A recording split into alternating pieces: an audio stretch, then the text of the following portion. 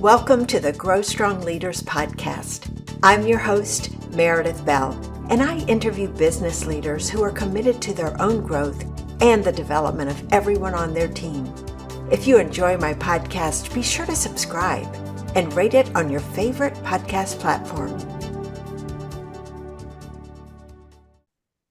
Thank you for joining me today. I am your host, Meredith Bell, and I have a question. I want to ask you to imagine that you are a star athlete in college and your identity was wrapped up in that role.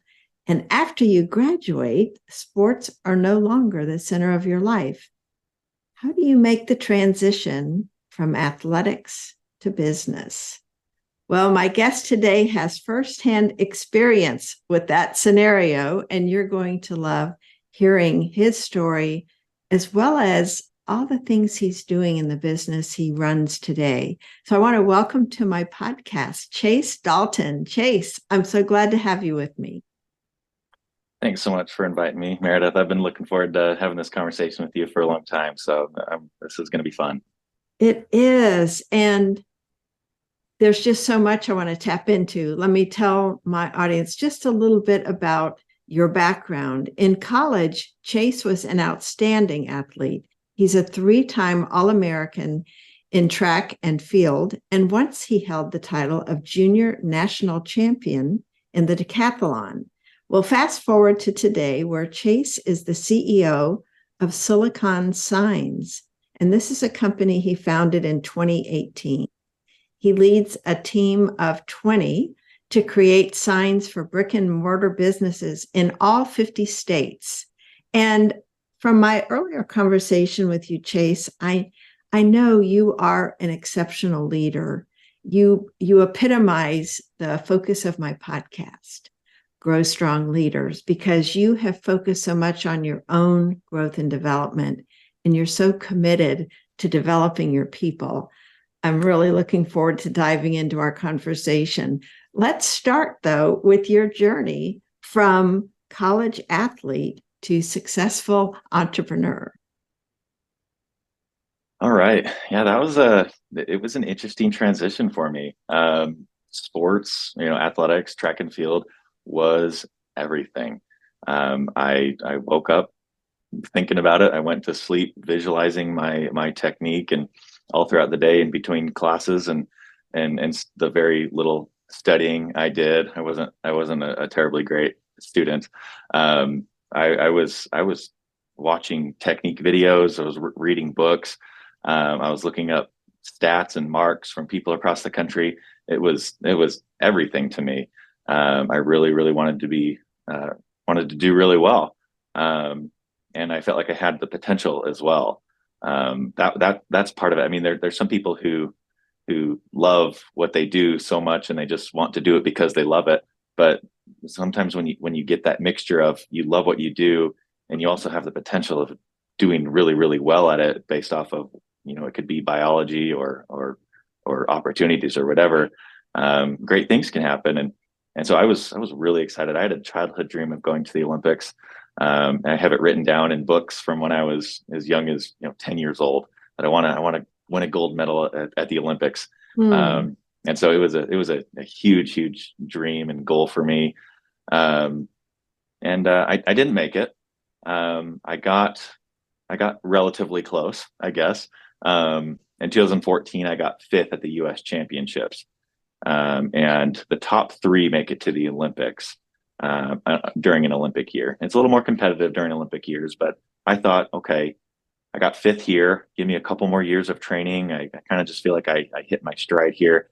I think I have a fighting chance at actually doing this. And I was a little bit older. I was 27 in 2016. That's the Olympics I was shooting for, and that's a little bit older for athletes. Things start to hurt a little more and start to fall apart a little faster at that age, and the injuries were catching up to me, and so I figured this is going to be my last shot. I didn't make it. I dealt with some injuries that year and some other hard things. I mean, there's no money really in track and field, so I was just kind of trying to work at UPS part-time, packing boxes to make some money. I had a couple sponsors that would help me out. My wife was in school, so we got some student loans there and Pell Grants, and just trying to make it, but we didn't. I didn't make it, and it was heartbreaking. In fact, I remember driving home one evening and just sobbing, just knowing it was kind of this realization moment for me that it's not going to happen for me. I don't have the money. I don't have the the resources, or probably even the time anymore to try for another 4 years. And it was heartbreaking. That's a lot of time and years and years. I mean, got 15 or 20 years, put into this altogether of trying to accomplish this one thing. But also, it wasn't just that I didn't accomplish that dream or that goal. It was also that I was lost. I was like, well, now what? I mean, sure, yeah, I have a degree in sociology, which was sort of a degree I got because I kind of got stuck. I was an athlete, and it was just a quick, easy degree, which we could talk about later, which I love that I studied sociology. But I have a degree in sociology and not much else here. I'm 27. And there's people a lot younger than me who are doing a lot better things and more than I am now. And do I go and be a coach? No, I don't. I'm not really interested in coaching, and it's not really the lifestyle I want for myself. And so it was really, really difficult, and I had to reinvent myself in a way. And so it was, I ended up going into business. I started a little advertising business. And just, because we're living off of nothing anyway. So like, yeah, it's a good chance, good opportunity to just go all in, risk it all, risk nothing that we had. Started a little advertising business, doing outdoor advertising, and found out really quickly that there was better margins and an easier selling just the signs rather than the ad space rental. And so I made that transition into signs, and I found a partner who was really, really knowledgeable in the space around my age, and he's still my partner today. And we started Silicon Signs in 2018, and it's done really, really well relatively. I'm proud of what we've accomplished in the short amount of time that we've been in business. But I was really surprised about how easy that transition was from athletics, from coming to this dark place in that car of despair. I mean, I could probably call it despair, is how I was feeling. Like my dreams are over, and I have nothing to, no light to walk toward, really. Into this place where I was like, I can be an athlete without the tiring and the really hard workouts and injuries, and I can actually make money doing it. The goal setting, the obsession with growth and technique and strategy, surrounding myself with coaches and mentors and people who have either been there before or have helped other people get there. All of these same principles surprisingly translated almost perfectly into business, and I felt like I was coming home. And what a relief that was to find a place where I could dump all of that energy, that competitive energy into, and it's been a wild ride, and I've learned a ton. And every about 6 months I look back in the past, and I wonder, like, did I even know anything 6 months ago? It's just amazing, this crucible that being a business owner puts you through, of just learning constantly, and being kicked down and built up, and it's a ride. But entrepreneurs love the chaos, and I'm no exception to that. Well, I love that you pointed out some of those strengths that you brought from your experiences in sports into the business world, because you're so right. So many things are transferable to what you're doing now. One of the things that I know you've done as a part of building your team is you are very clear on your values, your vision, your mission.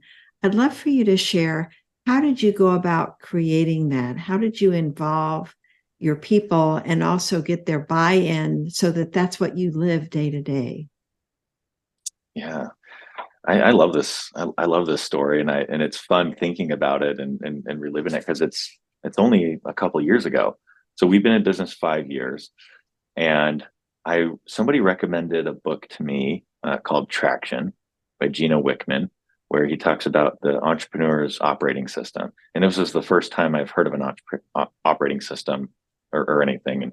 And remember, I studied sociology in college. I didn't study business. I don't have an MBA. I'm going off of pure instinct and drive, and you know, to build this business and trying to surround myself with other people and good information and find whatever information is available to me. Somebody recommended Traction. I read it and I read it in one day and I immediately said, "This is what we need to get us to the next level." I read it. I read it again, and this time I took like 20 pages of notes. Just like, okay, here's how we implement EOS and all this thing. Part of that is defining your mission and your values and your purpose.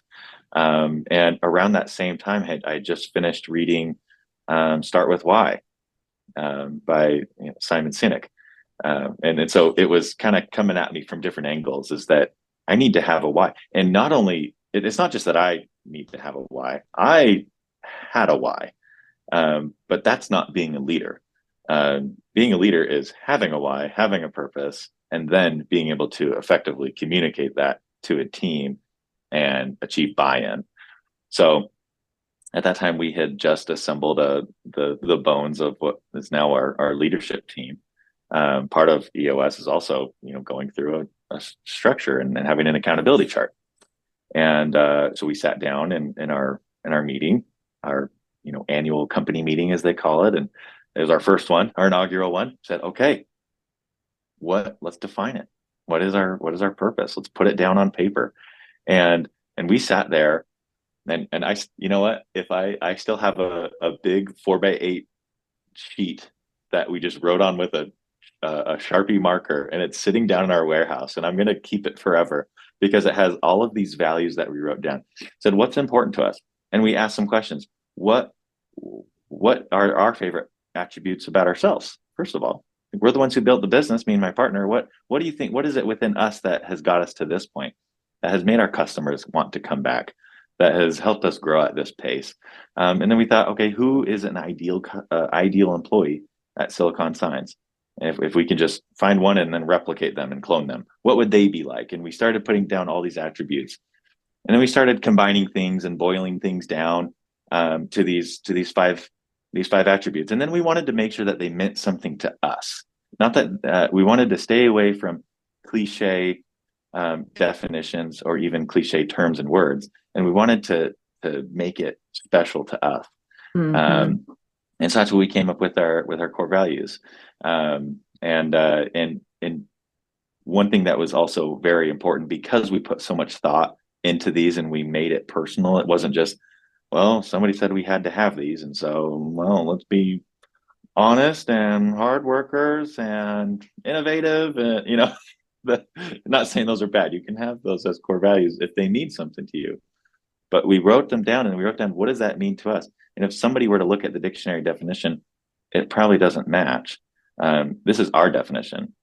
And so our interviews, when we bring on new people, our interviews are rarely, well, where did you work before? And what would you do in this situation? And whatever. It's one of our really important core values is partnership. What does partnership mean to you? And let's hear what that means. Being assertive is one of our core values. What does assertive mean to you? And some people sit back like, that they think that means aggression, being aggressive, so like it means like kind of, I don't know, get into people's face. Like, why is that one of your core values? It's like, no, that's not. And we explain what our definition is of that. And so we start out day one. We have our core values posted around our shop. We hire, we fire, we reward, we recognize, we bonus. We center our meetings around our core values. It's not just lip service. And I've gotten the feedback from every employee that they really appreciate the direction that our core values give us, and that we actually live by them. And we hold ourselves accountable to say, if I or my partner or any of the leaders are not living up to these core values perfectly, we expect to be called out on them. If we make any decision, we behave in a certain way that isn't in line with these, you call us out on that, so we can fix it, and or so we can address it. And so it is our guiding light. And the way that I think values, we call it, core values is sort of a business term, but we talk about values and morals and ethics in a personal way or in a family way all the time. And the way that I can help, I define what values are is it it's a set of principles that makes a decision for you before you have to make the decision. And Mm.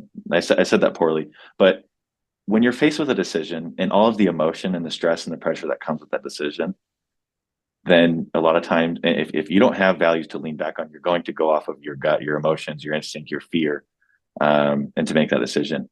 But to be able to lean back on your values and say, nope, this is who I am. This is who I decided I want to be and how I want to act. That already made that decision for me. So I don't have to think about it. We know the answer. Um, and so it provides a lot of strength for us as we Mhm. try to make tough decisions with maybe a bad customer or a vendor or something. It's like, no, this is who we are and this is how we act in this situation. Can you give an example? I love the fact that you live and breathe these in such a deep level. And I love what you just said about having those clear values helps you in decision making, not have to waffle and waver about what you ought to do based on being driven by those. And I think having an example would be really powerful at this point. Yeah, I'd love to. I think a really powerful example. I need to bring up what our core purpose is, and our core purpose is pulled straight from a book called "Who, Not How." I'm blanking on the author. Do you know? Um, anyway, you could look it Dan up. Sullivan is one of them, and Benjamin Yes, Hardy is the other. Hmm. yes. See, I knew you'd knew. You'd know. Yes, amazing book. Recommend to anybody, let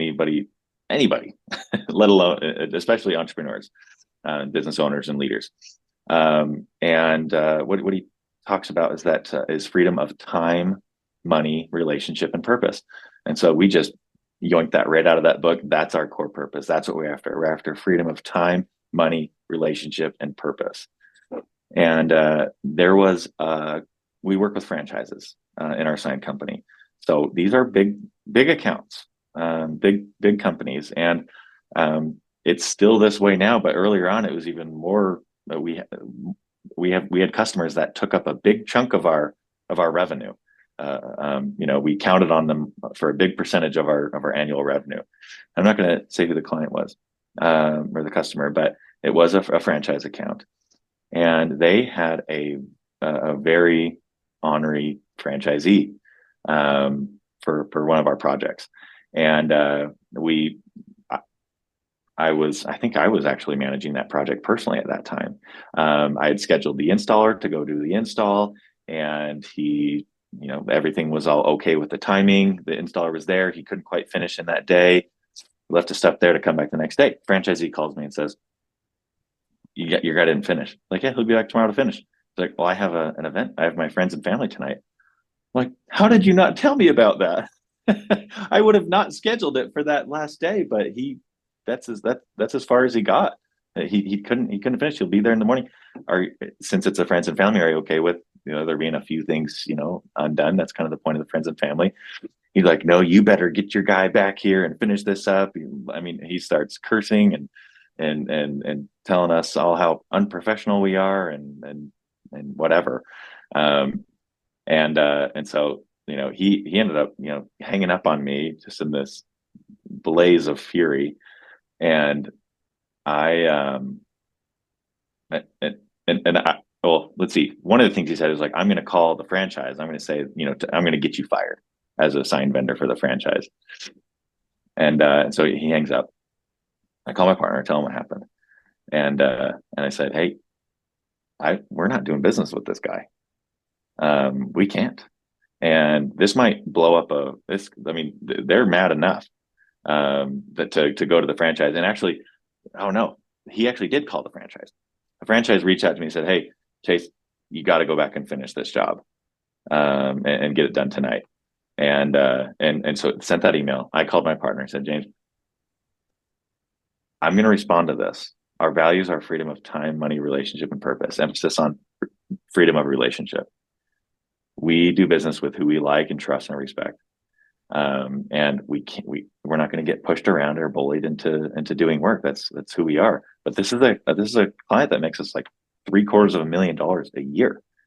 I said, "This is how I want to respond because this is what our values say we need to do. This is what our purpose is. Are you on board with that?" He's like, "Yeah, we got it. That's who we are. That's who we want to be." And so I responded to the franchise. I said, "Thanks for the note. We don't work with people like this, and we're not going to finish. We're leaving the job. We'll refund whatever we have to. I've already told my installer to pack up his stuff and to not come back. And they're going to have to find a new vendor to finish the job. We don't. And I said at the end, we don't do business with people like this, and I thought that you didn't either. So maybe we need to rethink our relationship." And they actually didn't respond, and it just kind of went away. And we still do business with that company today. But to stand firm, to stand strong, to be true to our values, to be true to our purpose, that we have ultimate freedom of relationship. Nobody holds us hostage. We're not doing anything with a gun to our heads. We're doing it because we want to. We're doing business with people we like, trust, and respect. If I didn't have that purpose, that core purpose, I would have acted out of fear and said, I can't lose this money. I can't lose this opportunity with this account. I think that because I acted in the way that I did, that I probably actually earned respect with that franchise, and which is why we still do business with them today. They actually made an acquisition, and we do we're a signed vendor for that acquisition as well, for that brand as well. A lot of good things can come by having values and by living by them. And and they're not for anybody else. For me, it was very freeing to have that experience. And I was really proud of myself and for our company to say, this is who we are and we're going to stick to it. Mm-hmm. So there's an example that I always remember. That's such a great example. Thank you for sharing that, because I think this whole thing of what are we driven by is such an important question. You're so clear on your why for yourself and for your company and what you stand for, that it's an excellent example of what it means to operate from those values and that purpose. And one of the other things that I don't know that it's unique to you, but I love the way you have made the decision that your employees are your customers now. And I would love for you to talk about, how did you come to determine that? And how does that affect then the way you interact with them and the way they interact with your customers? Yeah, to tell you the truth, this is it's a recent realization for me. This is something in the last 90 days that has become more of a focus for me. And the concept was introduced to me by an advisory group that we work with called Cultivate Advisors. I went on a CEO retreat to Alaska with the CEO of Cultivate Advisors. And he ran this. There was a group of, I think, maybe 10 or 12 other business owners from around the country that are all in the same sort of stage of business, which is in that sort of 4 or 5 million in revenue, 15 to 20 employees. And he did it on purpose. There was a lot of people that applied, and he chose a group of people to have this first annual, I think he's something he's going to do every year, this retreat. And the reason why he chose that group is because we're all in that spot where it's like, am I a business owner, or am I an employee in my own company? Am I a manager? Am I a technician? Am I all of them? Do I split the time between, there's a lot of is unclarity a word? There's a lot of lack of clarity of like, who am I? And there's some uh, a lot, yeah, just a lot of confusion. And it ends up being it takes a leap of faith and some courage to sort of say, I'm I'm a business owner, and I'm going to rely on people, and I'm going to focus on training and building leaders within my organization rather than the employees. And so leaving that retreat, that your retreat, we were asked to make a couple notes. What are your takeaways? What are you? I mean, we talked about 100 things. What are 3 things that you're going to do when you get back? And we didn't spend a whole lot of time talking about it or focusing on it, but it was something that really stuck out to me. And so that's what I brought home, is that I am done with customers. I don't work with customers anymore. Um, and so I came back. I told everybody, said, I'm not working with any customers anymore. We'll wind down all these projects, that anything that I have, I am focused on you guys now.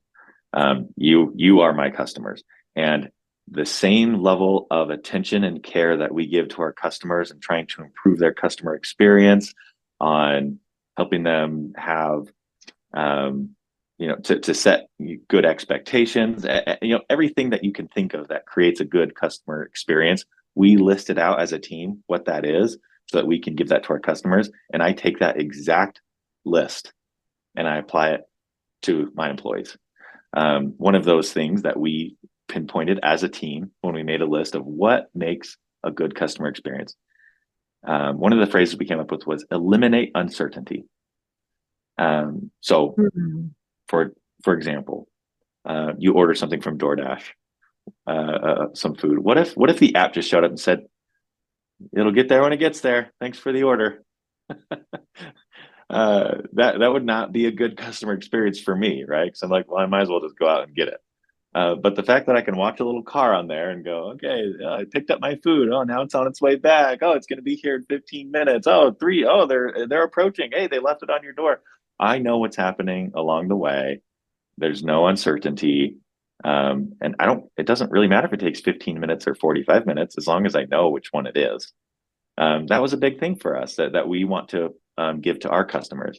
And so I thought, okay, do any of my employees experience uncertainty? Absolutely, they do. And is that in line with freedom of time, money, relationship, and purpose? No, they're putting their life in my hands, right? When their livelihoods, like, am I going to get a raise? I don't know. Someday, I hope Chase notices me and I'm doing a good job. Am I getting a bonus this year? How big is it? What's my Christmas going to look like? All these things that I didn't realize that they're absolutely they don't have the same experience as me. If I need a bonus or want a bonus, I talk to James and I say, hey, do we have any extra money? I could use a little bit, and make that decision. And it's sitting in my own hands. They don't have that same power or freedom. And so that's just one example, but I started analyzing how our employees feel. Are they experiencing uncertainty? Is their life in somebody else's hands? And that goes into purpose, freedom of purpose. Are they just hoping that the results come based off of my mood or my thoughts and feelings? And so I'm trying to get that dialed in to where I say, your performance here equals this bonus, equals this raise, equals that, right? This is how you can become more valuable as an employee. Go get this certification, and this is what your raise will be. If we hit this revenue, we hit these goals, your bonus will be this. And I've tried to make things much more predictable. So that's just one example of how I've tried to implement that principle of my employees are now my customers. I try not to know what's going on at the customer level. I try not to even know any of the customers or end customers' names. I want to know my employees. I want to know their hopes and dreams, their struggles and fears. What are they stressed and anxious about? How can I help clear the hurdles for them? And because they're the ones down in the trenches, and I want to lead them that way. Mm-hmm. And so, how often do you have conversations with, say, an individual employee or manager? Daily. Yeah, that's uh, daily. I try not to get out of any conversation, even if it's just a quick question. Hey, what should I do here? Or, what's the price on this? Um, Here's the answer. Let me tell you all of the background of why I got how I know that and how I got to that, so that you can know later. But also, I just had a conversation.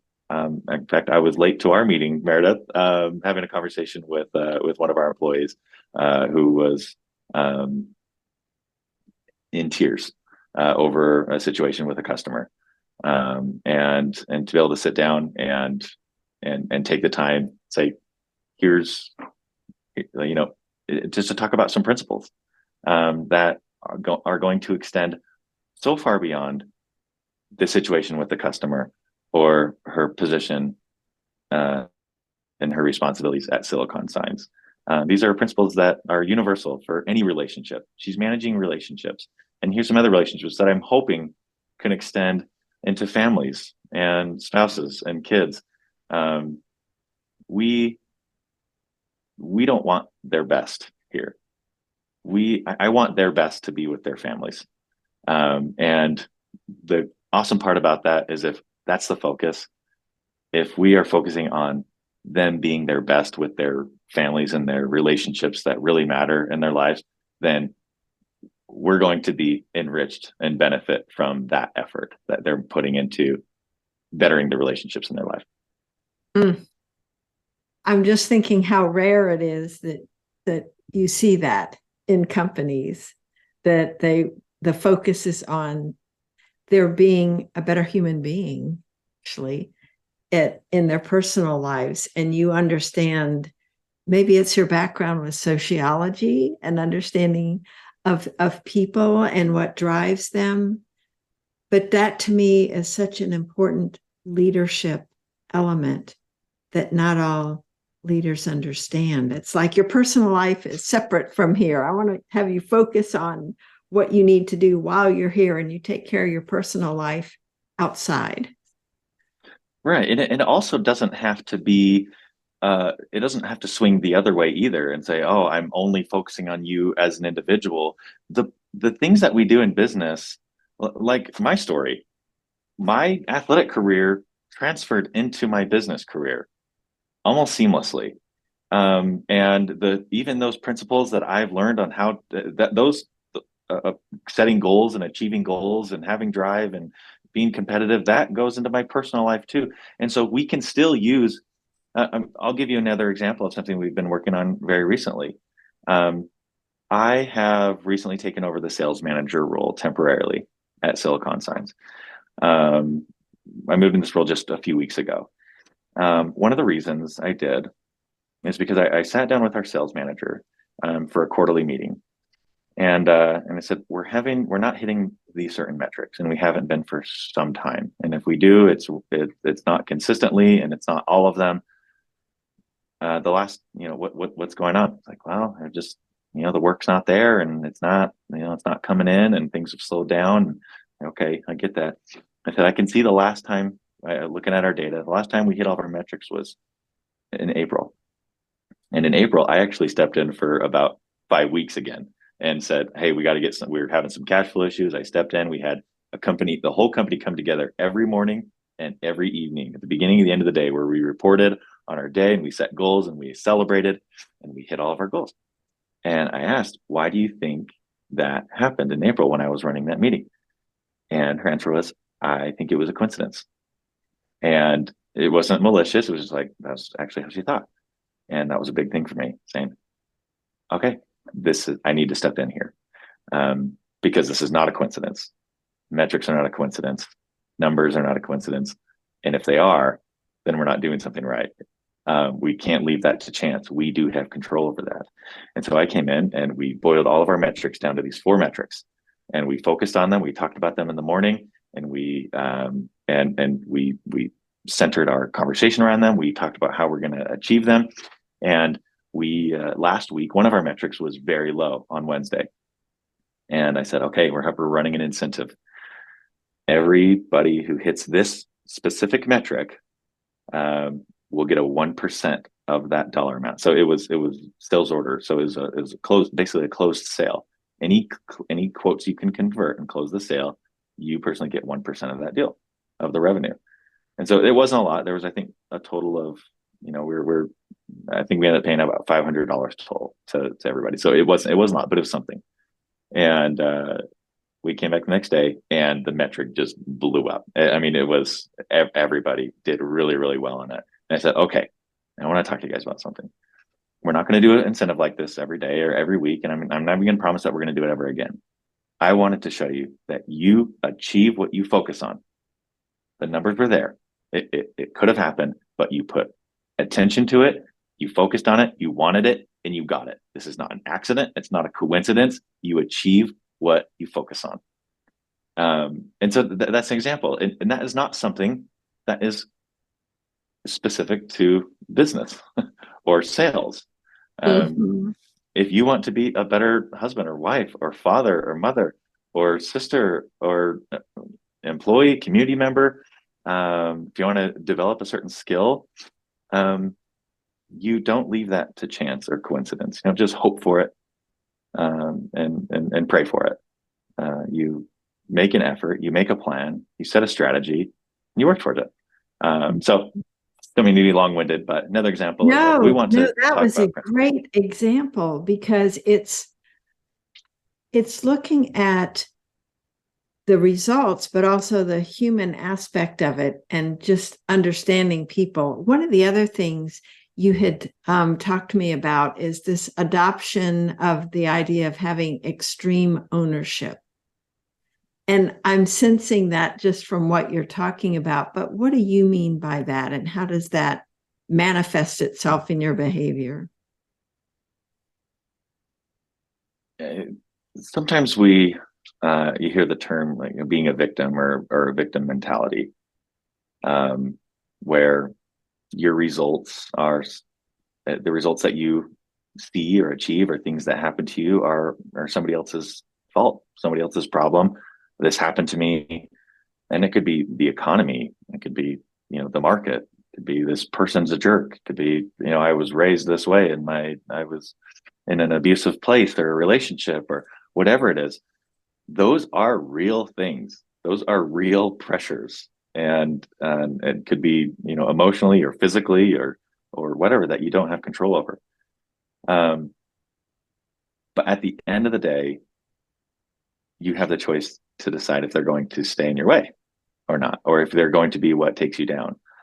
And you have to be able, if you want to grow, then you can't give somebody else that credit to stop you from doing that. And so I think that's one aspect of extreme ownership, is saying, yes, these things happen to me or are happening around us. I mean, the economy is not what it used to be a few years ago, or even last year. The market has slowed down. There are fewer signs going up. We're having to fight for every single one. And so we can sit back and be like, well, I guess we're going out of business. I guess we're going to be half our sales. Or we can pivot and adapt and figure out what we need to do to make this happen. We can control what we can control. And that's part of what growth is saying, who am I? Where am I? What are my capabilities? What situation am I in right now? I'm being perfectly honest with that. And then finding out what the next step is from there. And I think that's for me, it's all kind of connected. This concept of taking ownership over the results that you get, of taking ownership over your progress, your growth, and starting with the honesty of who you are and where you are, so that you can have somewhere to improve from. Mm-hmm. And it just sounds like you also apply that with all of your employees as well, looking to them to take on that ownership too. And you provide the coaching and guidance to help them. Do I have that right? With their own growth and development? Exactly. And that's what kind of like we keep mentioning, is that all these principles are connected. And they're universal. They're transcendent beyond anything that you want to apply it to. is this concept that you are responsible for your life, for your feelings, for your results. And that goes back to our core purpose, which is freedom of time, money, relationship, and purpose. When you have control over it, that's what freedom is, right? You're not putting it in somebody else's hands, and you don't wait for that to happen. You take control over it so that you can have freedom. And so trying to help them understand that principle helps me in business, because if there's a project that's going wrong, if there's a number that we need to hit or a metric, saying this is yours. And if you think you have an excuse, I want to hear it, because then I can show you how it's not a good excuse, right? There's no B team. There's no JV squad. There's no tag team here. This is on you. Take that responsibility. And I believe, this comes from my background in sociology, I believe that humans want to create. They want to create, they want to thrive, they want to excel at whatever they're doing. We all have this innate desire to do that, I think. But to excel in something, it takes hard work and it takes discomfort. And in this comfort society, it's something, it's a bit of a rewiring to do. Saying, no, it's okay to hurt. It's okay to be uncomfortable. It's okay to have a lack of balance too, temporarily. We put this emphasis on work-life balance. Like, you know what? I've seen my kids about 2 hours this week because of work, and I'm part of a choir, and we've had a Christmas concert the last couple of days. But it's part of me pushing and me growing and me experiencing life. And but what am I going to do this weekend? I'm not doing anything this weekend. I'm going to spend time with my 2 little babies the entire time. And that's balance for me. Sure, I'd love to see them every single day, but I'm going to grind right here. I'm going to push right here, because that's what it takes to be great. And being great is rewarding, and it's satisfying, and it hits a part of my ego that it strokes my ego, I guess. I don't know, but I want other people to experience that too, and I want to help build the roadmap for them. Say, here's what it takes to be elite. I know you want to be elite. It's fun to be elite. And you can be elite in what you're doing right here, even if it's as a project manager, a salesperson, an installer, you name it. Mm-hmm. Well, I have one final thing I want to ask you about, and that was a few years ago, you had a near-death experience that has had an impact on you and shaped your life. Would you share a little bit about what happened and what changed for you as a result of that experience? Yeah, it was actually almost 3 years ago. Or it was 3 years ago on Tuesday. So December 5th, 2020, a friend and I, we flew from Provo, Utah up to Idaho Falls, Idaho. It was his plane. And he's a really good friend of mine. He was actually a decathlete with me on the track team at BYU. So we're really good friends. And he, I didn't want to come with him right away, but I said, hey, once you hit 100 hours, let's, of experience, then let's go. I'd never been in an airplane before, and my wife was a little nervous. And he was like, hey, I'm at 99.5 hours. I want to hit my 100th hour with you up in the air. Like, okay, let's do it. So he's from Idaho Falls. We flew up there. We spent the day with his family. And then we were flying back. I kind of got tired, and I leaned back and I took a little nap, and then I woke up to a different vibration in the airplane. It just felt a little awkward. So I kind of sat up, and I saw him kind of looking around at his instruments. He knew it. He felt it too. The oil pressure had fallen all the way to 0 on his on the oil gauge. And he's tapping it. It's an old plane. He's tapping it. It's like, oh, is there a pressure issue? What's going on here? And he's like, I think I'm going to stop at the next airport, which was in Heber City, Utah, which was still probably another 30 minutes away. He's like, why don't you, text our wives? And he's like, why don't you text them saying we're going to do a stop in Heber and check on some things. He starts to climb, and boom, the engine blows. It stops. The prop stops midair, and it was dark. It was December 5th, and there was snow on the ground. We were in the mountains, just north of Park City. And it was dark, and it just went silent. The engine's very loud in those planes. And so what once was this, rumbling thing, I was wearing these headphones here, and I took them off, and it was just this whistle of wind through the windows. I felt like, we were a paper airplane. I'd never been in a plane before, a small plane like that, and it just felt like we slowed way down. I was like, we're gonna, we're done. I just saw these dark, snowy mountains below us, and figured we're toast. This is how we die. This is how I die. And there was a moment of fear and terror, but I also, worked through a lot of emotions right in that small, few seconds, thinking I can't do anything about this. There's no ripcord. There's no parachute. Um, so what can I do about this? And I remember having this thought: do I panic or do I go out, with dignity? Um, and that was my decision. I was just like, okay, this is how I die. Had a good life, and this is it for me. And I've read stories in newspapers about other people this happened to, and I never hear about stories where people survive these things. I just read about who they left behind. I had a 6-month-old baby at the time, and my wife, and there was some service up there, and I dialed up my wife, and I almost pushed send. I was just planning on calling her to tell her that I love her, and um,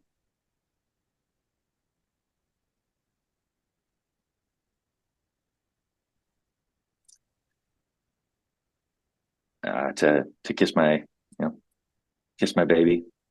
Um, Gosh, I've told the story plenty of times. Excuse me.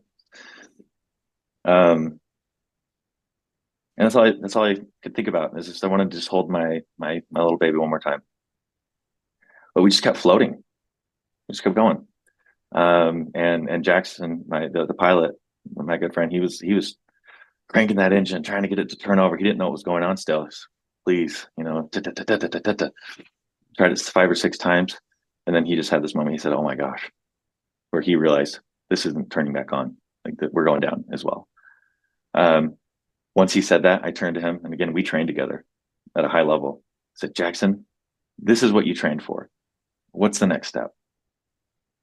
And he just got to work, and he started calling in, Mayday. He started, did the FAA codes.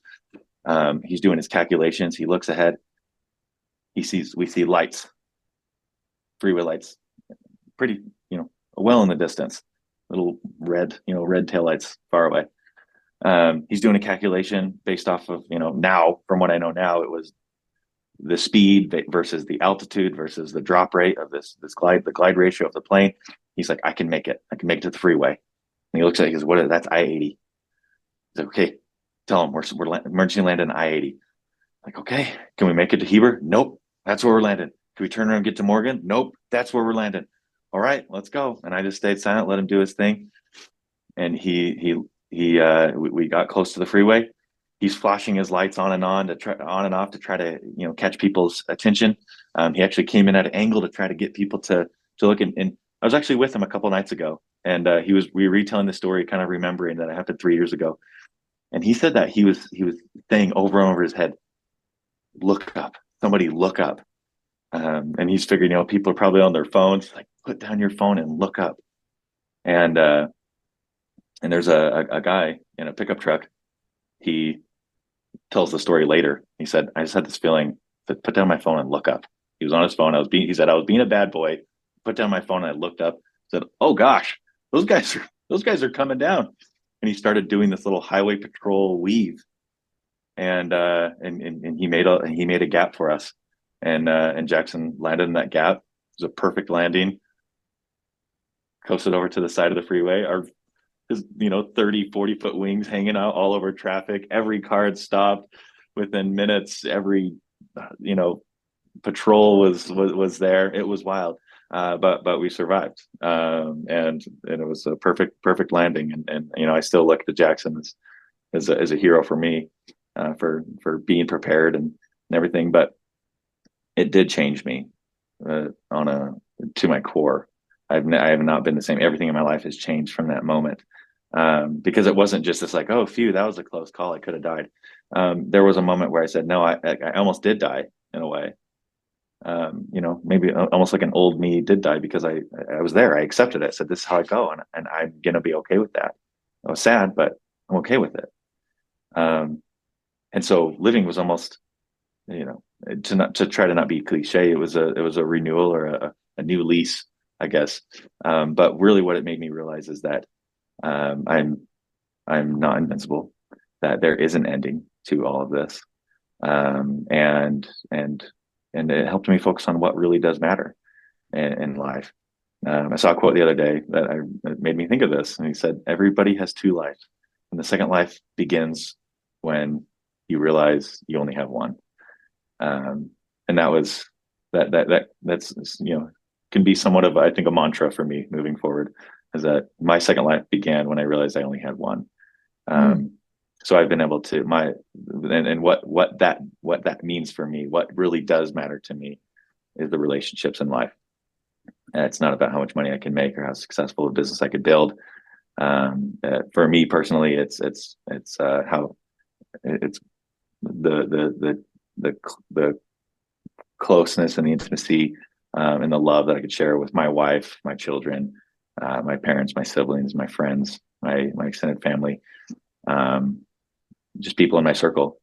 Can I help? Can I forgive? Can I love? Can I have more compassion? And some other things have changed as a result to that, in my personal life, as a result of that new mission for myself. It has made me live more intentionally. It has made me live with more purpose and passion, and meaning, knowing that we don't know when we're gonna leave, when it's the last day for us. So appreciate you asking about it. It's a very meaningful thing to me, and Yes. I've been a better person because of it. Well, and Chase, it really puts into context everything you've talked about prior to sharing that experience.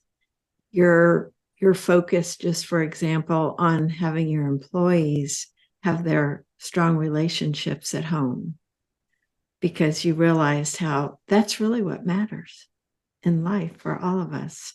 So you've been such a gift to my show, to me, and to my listeners today. Thank you for everything that you have shared here. I'm in awe of you as a person, as a fellow human being, as a business leader, and I think the people who work with you are very lucky.